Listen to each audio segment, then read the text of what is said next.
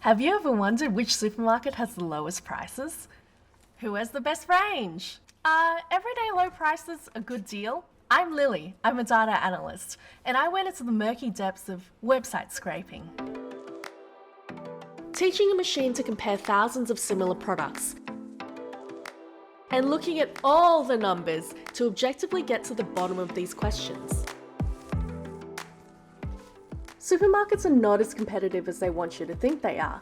If you do your shop at only one supermarket, chances are you're paying too much. In this video, I'm going to talk to you about who the top Aussie supermarkets are, the data I analysed, my incredibly nerdy findings, and how you can make more informed decisions on who to shop with for what.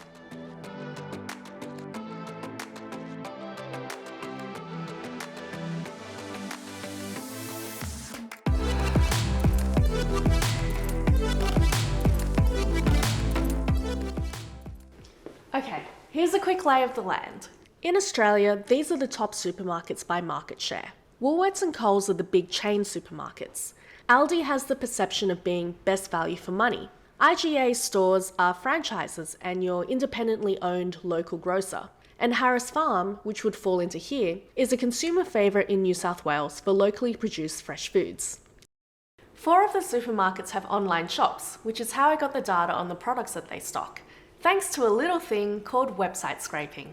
Let's say you've got a page of products, and even if the order of the products can change around based on what's in stock or what's more relevant to you, you can identify which HTML elements you want to use as data points for each product, like product name, price, unit price, and the special offer, and organize all of this data into a usable format. I did this across the 4 supermarkets that have an online shop, with the 3 highest revenue categories in Australia, the highest growth category in 2020, and just because I was curious, toilet paper. If you'd like to see how I did this using Python, check out the link below. Okay, so going back to why you're paying too much if you only shop with one supermarket, this is based on 3 key findings from my analysis. And the first is, no one supermarket is inherently cheaper or more expensive than another, even at a category level. This is how the prices of all Woolworths fruit and veg products are distributed, with the cheapest product being 31 cents and the most expensive product being $50. This is the halfway point, the median, so half the prices are on one side and half the prices are on the other side. Outside this box are 1/4 of the prices on either side. Outside of these boxes are 1/8 of prices, 1/16, 1/32, and so on and so forth until there are only outliers that can't be grouped. It shows you the spread of prices and how they're grouped, which is useful when the spread is so wide.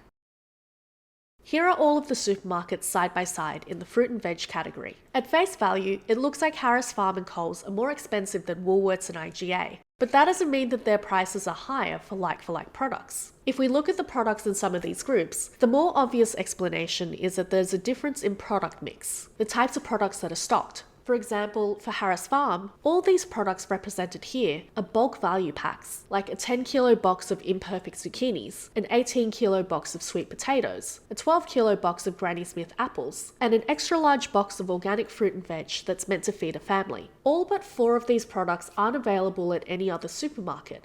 For Coles, most of the products that are over $10 are either nuts, and Coles is the only supermarket to categorise nuts as fruit and veg, or jumbo pre-made salad packs, which other supermarkets don't stock.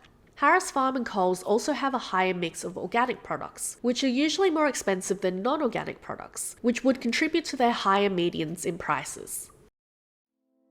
But the biggest burning question I had was who has the best range? Like, where can I go and get all the ingredients for a fresh Thai curry paste? And does that mean that prices will be higher there? Looking at the number of products each supermarket has doesn't tell me how many unique products they have. To answer this, I needed to analyse thousands of product names, and I found myself neck deep in natural language processing, which for me involved cleaning product names to remove unnecessary text, turning the text into numerical data, and applying machine learning to automatically cluster similar product names together. And a quick side note, the word organic here is cut down to its root form. This was done to a lot of words so that different variations of a word would get the same numerical data and have a better chance of being clustered together. If you'd like to see the different models that I tested, check out the other link I've left below. Okay, so who has the best range?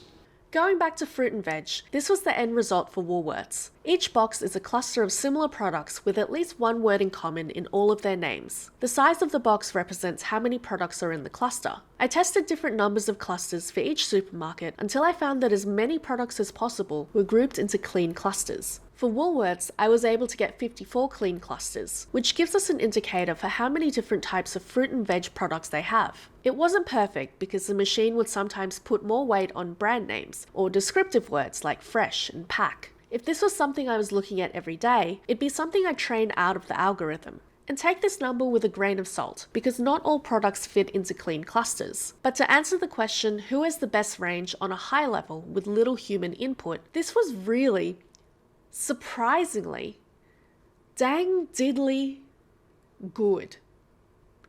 I mean, each supermarket yielded a different number of clean clusters, and now we can really see the difference in depth of product range. Coles and Harris Farm have not only more fruit and veg products available, they also have more types of products. There's even a difference in depth within the same clusters across supermarkets. For example, let's look at mushrooms. Woolworths and IGA each have 4 different mushroom products. Ignoring variations of pack size and whether they come loose, pre-packed or sliced, they each have 3 unique mushroom products. Coles has 22 mushroom products, 11 unique, and they branch out into the exotic varieties like enoki, shiitake, and oyster.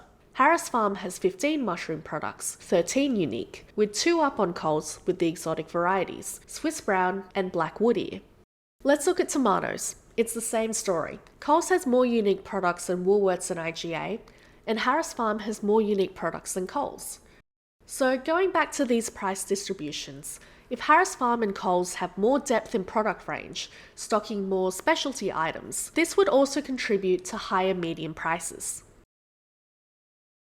It's the same story with the other categories. For meat, Coles and Harris Farm have more products that are large roasting cuts and specialty steaks. Coles also has large cuts of cured ham. IGA skews to cheaper meat products like sausages, burgers, mince, and marinated meats. For snacks and confectionery, products over $15 are large packs of chocolate, of which Coles, IGA, and Harris Farm have more. For seafood, Coles has the biggest range of thawed seafood products, which skews cheaper, but also has more lobster products and bulk packs of prawns than Woolworths. Harris Farm has the largest range of lobster, raw crab, and whole fish. For toilet paper, IGA is the only supermarket to stock 36 and 45 packs. Woolworths only goes up to a 24 pack, and Coles a 32 pack. We can't really make sweeping judgments about who has the lowest prices because the products are different. Whether or not you get a good deal depends on the products that you're after. So the next thing I did was try and match like-for-like products between supermarkets, hoping to get some juicy price comparisons. But even after all the effort I put into manually checking my machine's homework, my eyes! I didn't get the answers I was hoping for. With the products I could match, Woolworths and Coles are alarmingly similar in price. Across the categories that have a big enough sample of matched products, there's always a bulk of products that have the exact same price, and then roughly equal percentages of products being more expensive at one or the other. If we take the price differences of all the Coles fruit and veg products from the Woolworths fruit and veg products and visualize how they're distributed, you can see the concentration at 0, and then the differences on either side almost equal each other out. And it's the same for snacks and confectionery and seafood. These are my findings on the other supermarkets where the sample of matched products is over 30. These dots are matched fruit and veg products plotted against their unit prices at Harris Farm versus Woolworths and Coles. 80 to 90% of these products are on this side of the dotted lines, which means they're more expensive per unit at Harris Farm. These products have the biggest price differences. If we exclude them, Harris Farm is on average $1 to $2 more expensive per unit. In snacks and confectionery, comparing products between IGA and Woolworths and Coles, 1/4 of products are the same price, another quarter are more expensive at Woolworths or Coles, and half are more expensive at IGA. IGA is on average 10% or 10 cents more expensive because Woolworths and Coles have a higher proportion of products on temporary price reductions. And that's it. Not much else came out of product matching. My eyes! Because in the grand scheme of things, not a lot of products could be matched. This is how many products I could match between Woolworths and Coles across the 5 categories. I know I said product mixes are different, but from the clustering, I know they're not this different, especially in snacks and confectionery where both supermarkets carry more or less the same brands. Here are the reasons why I think the match rates are underbaked. The first has to do with my matching methodology and how products are named. With the clean product names I was using for clustering, I compared each supermarket's products in each category to each other. For every comparison, I used a Python package called Fuzzy Wuzzy to calculate the percentage difference in characters. So these two products have a 100% match. It also accounts for words being in a different order, which is common in product names. So moving this around still returns a 100% match. Here's what a 90% match looks like, an 80%, and 70%. It worked surprisingly well, but it still needed human eyes to check over because even if the product names were almost identical, I could only fairly compare prices if very specific things matched. Brand, home brand to home brand was acceptable, SKU, and for the categories snacks and confectionery and toilet paper, pack size, because prices in these categories in particular don't scale proportionately as pack size increases or decreases. At a 60% match, most of it was rubbish. And because it needed human eyes, I set the threshold at 70% or higher and manually reviewed each match. That's how I got to this. Which means product names with extra descriptive words like this, or this, or this weren't matched. Another reason is white labeling, which is when a product is made by one brand but is sold as a different brand to consumers. I noticed this most with Coles, who sometimes labelled product names as Coles brand, and it wasn't until after I looked up their images did I realise they were actually name brand products that were stocked at other supermarkets. Then there are products that are home brand on the packaging, and we'll never know if they've been produced by a name brand and white labelled. And perhaps the biggest reason products couldn't be matched is pack sizes varying between supermarkets. Sometimes it's slightly different, which begs the question, why would brands go to the extra effort and cost to do this, other than making it hard to compare prices? The category this is most prominent in is toilet paper, where only a handful of products could be matched between Woolworths, Coles, and IGA. It seems each supermarket has a different offering of pack sizes and unit prices, and short of manually making calculations in the personal hygiene aisle, it's really hard for consumers to fairly compare prices. So at the end of the day, outside of this intersection, it's hard for a machine to compare prices, let alone human eyes. My eyes! And inside this intersection, we get this consistent story of, well, sometimes you'll save at one supermarket and sometimes you won't. It really depends on the products you're shopping for, where you'll get a better deal. Which leads me to my last finding. Everyday low prices are rarely a better deal. The everyday low price promises to consumers that you get a good deal, the best deal, on a wide selection of products all the time. But let's look at the data. Of the 4 supermarkets, Woolworths and Coles merchandise their everyday low prices on their online shops. I analysed 2 types of everyday low prices. A permanent price reduction, where the price used to be higher and now they want you to know they're lower, and an always low price. Across all categories but fruit and veg, Coles has more products at everyday low prices than Woolworths. Most of them are home brand though, where it's already in Coles' best interest to set low prices to undercut the name brands. Of the 504 everyday low-price products at Woolworths and Coles, 129 of them could be matched to a like-for-like product at another supermarket. 93 of them were the same price at another supermarket. 32 were a better deal than the other supermarket, and 4 of them were more expensive than the other supermarket. So using my methodology to match products, only 6% of everyday low-price products can be quantified as good deals. Most of which probably aren't in your regular shop, and certainly shouldn't be the reason why you choose to do your whole shop at one supermarket. So we've seen that there's no one supermarket that has the lowest prices, but rather different supermarkets have different product mixes, which influence their price distributions.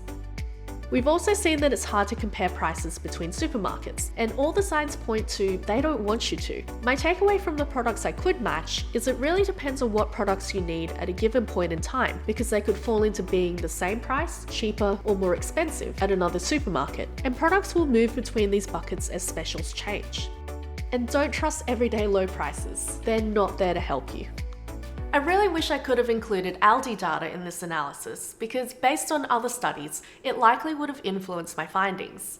But also my findings are based on online prices, and in-store prices probably vary based on location, and specials would change week to week. So if you have an objective to save money on your groceries, the best solution is to plan ahead and compare prices on all the products on your shopping list. There are free apps that make doing this a little bit easier. I spent some time reverse engineering this using Python and built my own comparison app that loops through my shopping list, searches on the 4 supermarkets' websites, and returns the cheapest options. And just on this short shopping list for 2 recipes, the by far cheapest option was to spread the shop across Woolworths, Coles, and IGA, rather than shopping at just one supermarket.